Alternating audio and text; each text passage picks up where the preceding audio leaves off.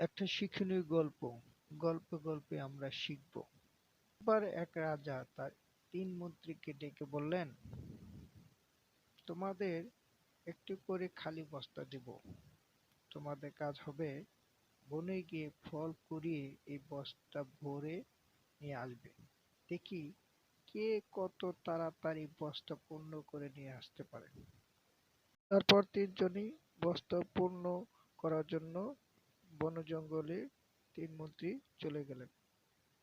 তো প্রথম মন্ত্রী চিন্তা করলো, রাজা বলেছেন তাই ভালো ফল কুড়িয়ে বস্তা পূর্ণ করি, এবং সে মতো জঙ্গলে ভালো ফল কুড়িয়ে বস্তা পূর্ণ করলো।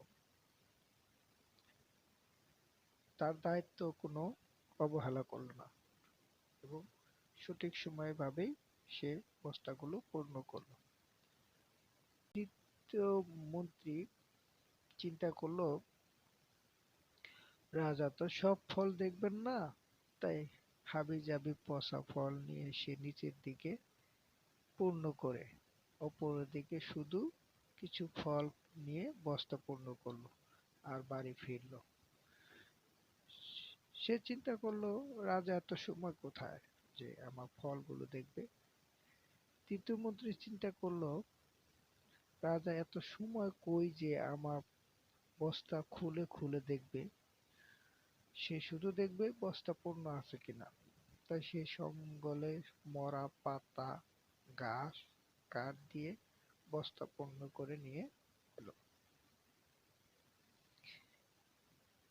3 মন্ত্রী রাজার দরবারে হাজির। রাজা সবার বস্তা পূর্ণ দেখে খুশি হলেন।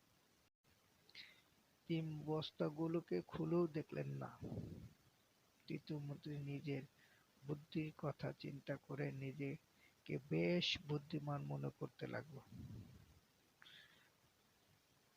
রাজা একটু সময় নিয়ে তার সিংহাসনে বসলেন এবং বললেন, এই 3 মন্ত্রীদের তাদের বস্তাসহ 7 দিনের জন্য কারাগারে পাঠানো হোক ও প্রত্যেককে 3টি আলাদা আলাদা কক্ষে রাখা হোক। এই 7 দিন তাদের কোনো প্রকার খাবার দেওয়া হবে না। যেই কথা সেই কাজ, 3জনকে কারাগারে পাঠানো হলো। প্রথম মন্ত্রী এই 7 দিন তার বস্তার ফলগুলো খেয়ে কাটিয়ে দিলেন।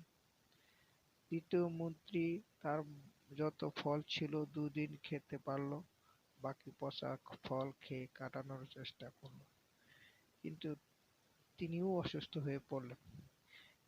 তৃতীয় মন্ত্রীর বস্তায় কোনো ফল ছিল না, তাই তিনি না খেতে পেরে কারাগারেই মারা গেলেন।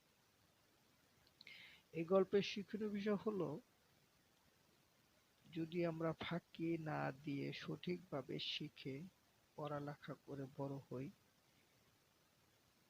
তবে এর ফল আমরা যখন কর্মক্ষেত্রে যাব তার ভোগ করতে পারব। আর যদি আমরা ফাঁকি দেই, তাহলে আমরা ভবিষ্যতে দ্বিতীয় মন্ত্রী এবং তৃতীয় মন্ত্রীর মতন হবে।